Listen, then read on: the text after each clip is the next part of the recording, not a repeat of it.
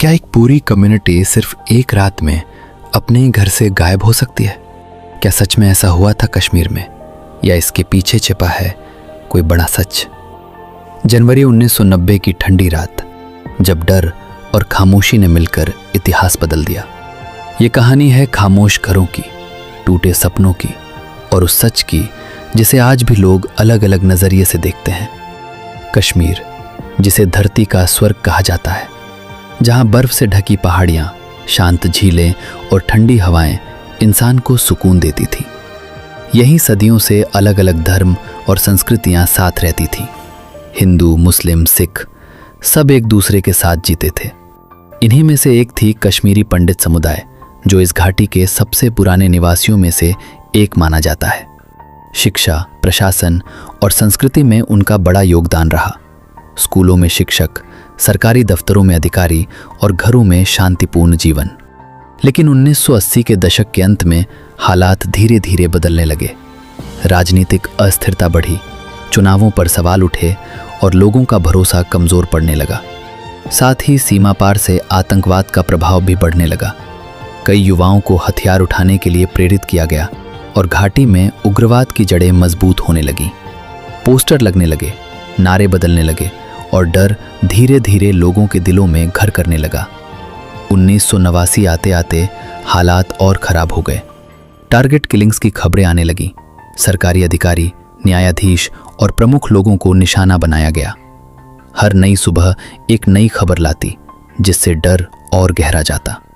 हर रात लोग डर के साथ सोते, क्या अगली बारी उनकी तो नहीं? कई जगहों पर रात में लाउडस्पीकर से धमकी भरे संदेश सुनाई देने की बातें सामने आईं, जिन्होंने माहौल को और भयावह बना दिया। खिड़कियां बंद होने लगीं, दरवाजे अंदर से लॉक होने लगे और लोग खामोशी में जीने लगे। और फिर आई वो रात, जनवरी 1990, जब हजारों परिवारों ने एक साथ फैसला लिया कि अब यहाँ रहना सुरक्षित नहीं है। बिना तैयारी के लोग अपने घरों से निकले। किसी ने सिर्फ ज़रूरी सामान लिया, किसी ने कुछ कपड़े और किसी ने बस अपने बच्चों का हाथ पकड़ा। दरवाजे पीछे छूट गए, घर और यादें सब वहीं रह गए। सड़कों ने एक अजीब मंजर देखा।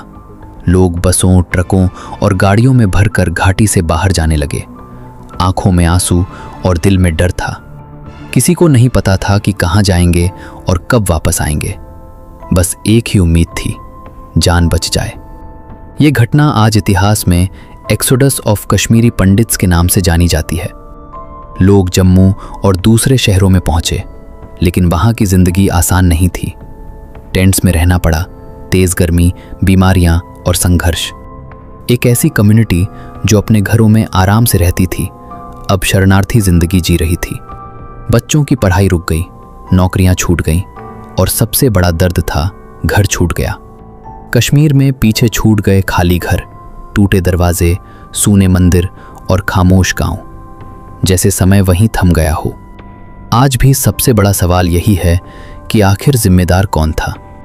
कुछ लोग इसे आतंकवाद मानते हैं, कुछ सरकार की नाकामी और कुछ इसे राजनीतिक साजिश बताते हैं। सच क्या है?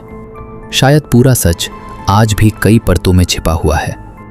30 साल से ज्यादा समय बीत चुका है, लेकिन घाव आज भी ताज़ा हैं। कुछ लोग वापस लौटे, लेकिन बहुत से आज भी इंतजार में हैं। डर और यादें आसानी से नहीं मिटती। इतिहास सिर्फ किताबों में नहीं होता, वो लोगों की जिंदगियों में होता है।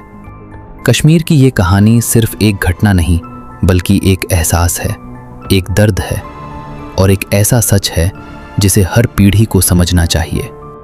अगर आप ऐसी कहानियों को जानना चाहते हैं तो इस चैनल को सब्सक्राइब करें, क्योंकि यहाँ हर कहानी के पीछे छिपा सच सामने लाया जाता है।